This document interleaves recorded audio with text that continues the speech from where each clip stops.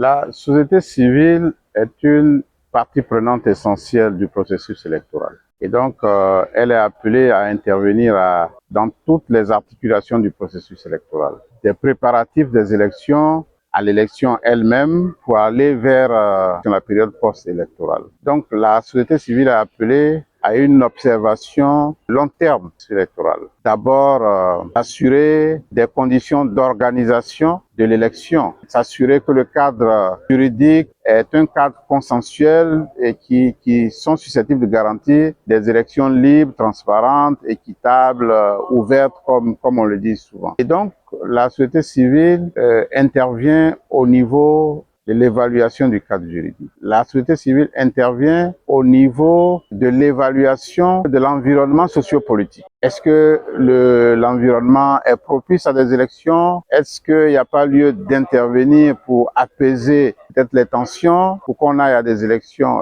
pacifiques et pacifiées? Et puis la société civile, à l'endroit des populations, axe son action aussi sur l'éducation civique pour assurer une participation citoyenne qui soit à la hauteur des enjeux des élections. Et la société civile ensuite participe à l'observation électorale.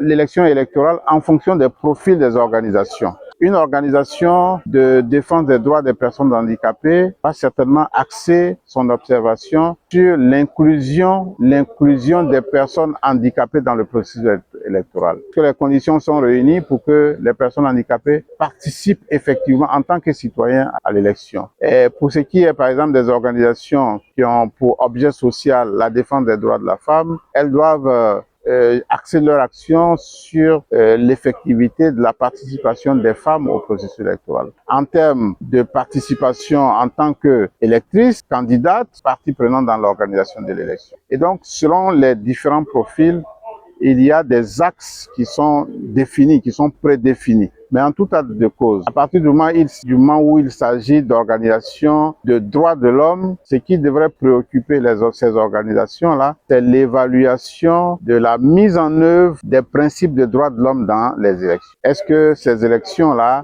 sont des élections ouvertes, transparentes, démocratiques en général, parce que on a bien fait souvent en Afrique d'accoler des épithètes aux élections, alors qu'une élection, a priori, elle est démocratique ou elle n'est pas. Et donc, quand on accole des épithètes comme ouverte, transparente, intègre, etc.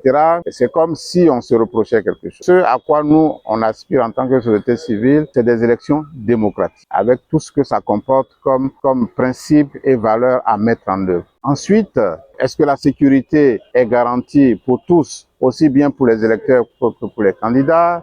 Les conditions de la participation optimale des populations est assurée. Est-ce que le plus grand nombre de personnes inscrites sur les listes électorales peut participer pour donner un peu plus de légitimité aux élections? Et puis ensuite, après cette phase-là, il y a la phase post-électorale, c'est-à-dire la phase du contentieux. La phase du contentieux, mais les organisations de la société civile doivent être regardantes sur la façon dont les résultats sont proclamés. Est-ce que les résultats sont proclamés selon ce qui est prévu dans le cadre juridique, que les contentieux sont ouverts à temps, donne la possibilité à tous de revendiquer. Les contentieux sont conduits selon les normes et puis ensuite, après le contentieux, on fait le plaidoyer, c'est-à-dire on fait des recommandations qui tiennent compte de ce qu'on a pu observer et puis ensuite les plaidoyers qui suivent. Donc c'est un peu les différents axes que nous observons en tant que société civile. Voilà, parce que on suppose qu'à cette étape, les élections sont terminées. Les résultats ont été proclamés, les résultats définitifs ont été proclamés. Et donc en ce moment, les organisations de la société civile, chacune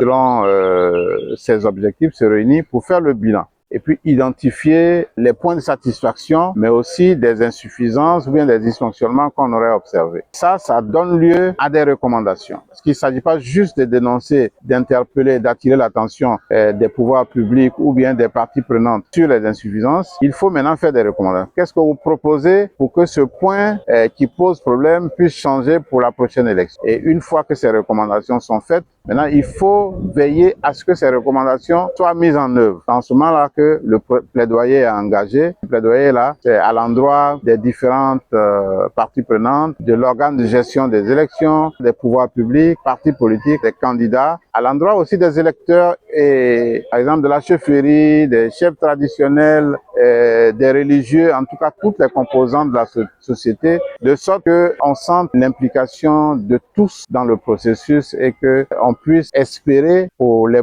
échéances suivantes des élections véritablement sûres et des élections véritablement démocratiques. J'ai parlé tantôt de tension, de crispation, parce que le sentiment que donne le jeu politique en Côte d'Ivoire, c'est que il n'y a pas un minimum de consensus autour de, je dirais, l'organisation des élections. C'est le sentiment que ça donne parce que il y a des voix qui s'élèvent par-ci, des voix qui s'élèvent par-là. Il y a des voix qui sont bien inspirées, il y en a qui le sont moins. Mais devant une telle situation, ce qu'on peut recommander, c'est que on construise un minimum de consensus autour de tout ce qui est élection, de sorte que on y aille vraiment l'esprit dégagé, sans qu'on ait à craindre les morts, les violences que l'on observe pendant nos élections et les nombreuses personnes, bien les nombreux morts que l'on décompte au lieu de décompter les suffrages. Nous sommes une jeune démocratie et la démocratie, elle se construit patiemment, elle se construit dans la durée. Mais ce qu'on demande, c'est qu'on soit à l'écoute de tous. C'est pas le nombre de voix qui fait la légitimité, c'est la pertinence de la voix qui fait la légitimité. Il ne faut pas qu'on arrête de discuter. Un dialogue permanent, un dialogue qui ne doit jamais s'arrêter. On continue de dialoguer, de discuter avant les élections, on continue de discuter s'il le faut pendant les élections, on continue de discuter après les élections. Je pense que les discussions vont nous éloigner du spectre de la guerre, des violences. Et il vaut mieux discuter. Et il vaut mieux des éclats de voix plutôt que des éclats d'armes. Au regard de tout ce qui a été dit, qu'est-ce qu'on peut recommander? Je dirais que à l'endroit des partis politiques, on ne peut que les appeler à jouer leur rôle, c'est-à-dire mobiliser leurs militants autour de leur programme d'action, programme de gouvernement, projet de société, entretenir les liens du dialogue, appeler à l'apaisement, bien sûr sans compromission. Pour ce qui est de la société civile, appeler les organisations de la société civile à rester impliquées en tant que partie prenante dans le processus électoral et assurer la veille stratégique avant, pendant et après l'élection. La CEI, on observe la nécessité d'une démarche pédagogique pour que le plus grand nombre comprenne les motivations des actes que la CEI pose en tant que arbitre du jeu électoral. Ensuite, les populations se disposer à la participation citoyenne, mais en ayant à l'esprit la nécessité de veiller à préserver la paix et la cohésion. Ensuite, pour ce qui est de la presse, appeler la presse à ne pas relayer les discours, les propos violents qui divisent, qui classifient les populations et donc qu'elle soit plutôt un vecteur de cohésion et un vecteur d'inclusion sociale. Je voudrais dire merci à DDH TV. C'est une initiative d'un des nôtres. C'est une valeur de la société civile ivoirienne qui a entrepris de mettre à la disposition de la société civile et de tous ceux qui sont épris de paix un outil stratégique important qui nous permettent de communiquer sur les questions de droits de l'homme, questions touchant à la dignité de l'homme. C'est l'occasion de saluer la pertinence et l'opportunité de cette initiative-là qui est portée par Ganiou Latif